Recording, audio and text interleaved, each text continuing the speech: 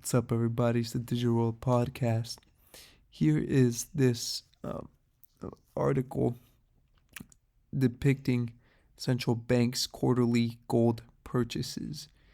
And you see here in the year 2022, they have, and this is in metric tons, it has spiked up to 400 tons of gold.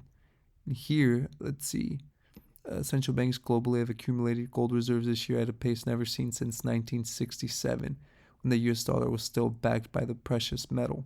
So it's dating back before Nixon took us off the gold standard officially.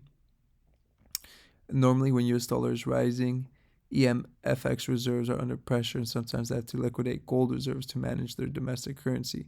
So what changed this year, and why are central banks behaving differently? Well, it says when the U.S. sanctioned Russia and their $500 billion forex reserves, Russia has been barred from using their own forex reserves. And this has sent shivers down the global central bank community, which has historically been buying U.S. dollars in their forex reserves, because the dollar is the easiest way to transact. And so that has made the central banks, rethink their strategies. So this is an interesting scenario that we're seeing happening here, and I think you're going to continue to see this trend in the future. Here we see Pepsi's laying off hundreds of workers in an effort to reduce costs. The layoffs began in tech, and now you're starting to see them hit the retail side. And 2023, you're going to see a lot more of this. Here you see a volcano in Chile going off. As of late, you've seen a lot of volcanoes show activity that have been dormant for years. Here we see U.S. manufacturing orders in China are down 40% in what a logistics manager described as an unrelenting demand collapse. And that's a huge chunk, 40%, and for all the items that we get from China. You're going to see some of those effects take place here in the next quarter or two.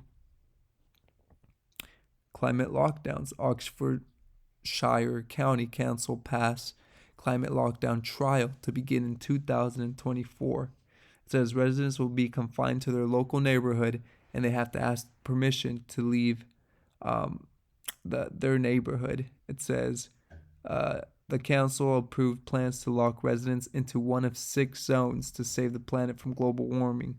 The latest stage in the 15-minute city agenda is to place electronic gates on key roads in and out of the city, confining residents to their own neighborhoods. So the pandemic lockdowns was just a beginning to what's coming, and what will be a lot worse than what happened in 2020. We see here that Meta says it will remove all news content on Facebook if Congress approves Journalism Competition and Preservation Act. So it seems like publishers and broadcasters put their content on platforms because it benefits their bottom line, not the other way around. And so they will force these platforms to remove news from their platform altogether, rather than submit to government-mandated negotiations and unfairly disregard any value we provide to news outlets through increased traffic and subscriptions. So that will be something interesting to monitor. Here is something that I think it's important to note. History has strong opinions about bear markets. Bottoms form typically after rates are being cut. Currently, we're still hiking rates. We're not cutting rates. 62% of the way into an easing cycle, there's a minimum 10% after an official recession starts, and 77% of the way into a recession. The minimum is around 42%. So that's usually when bottoms are forming. So in that case, we have a long ways to go. And it says here, if you look at this chart, on average, the low arrives around 62% of the way through the entire cutting cycle. Okay, that's on average. And so these charts are good indicator to kind of see and gauge where you're at in terms of historical paths, at least when it comes to recessions. And so let's see here. Um, we don't have 2022 on this chart, but you can go ahead and pause the video and read that more slowly and try to understand what this post is trying to say. But essentially, these are typically when bottoms form, and these are the 4 reasons. And that's been true in 2020, 2009, 2002, 1990, 82, and 74. Now, this is another chart in which I can't show the full thing on here, but if you see here, this was in the late 70s, early 80s. We see the Dixie just rise up, and then we see a sharp drop. Okay?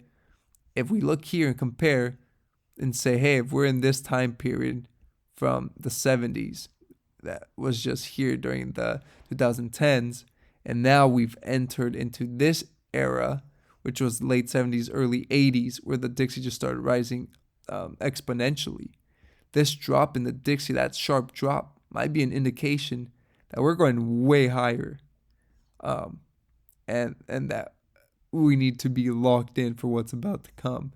So a lot of things to keep track of. We're nowhere near out of this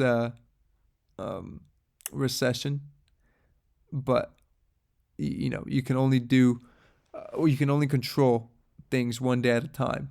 So thank you for watching. Like and subscribe to this channel.